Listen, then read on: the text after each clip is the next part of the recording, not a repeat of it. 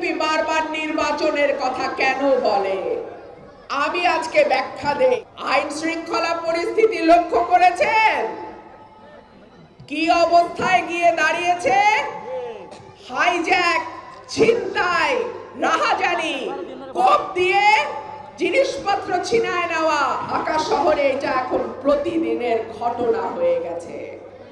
রাজশাহীগামী বাস 3.5 ঘন্টা ধরে সেই বাসে ডাকাতি হয়েছে।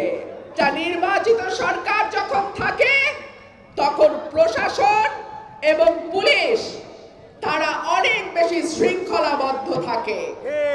একটা নির্বাচিত সরকার যখন থাকে তখন কেন্দ্র থেকে তৃণমূল পর্যন্ত একটা ল অ্যান্ড অর্ডার, আইন শৃঙ্খলা পরিস্থিতি সঠিকভাবে চলতে যেন পারে সেই জন্য একটা সংঘবদ্ধ শক্তি থাকে।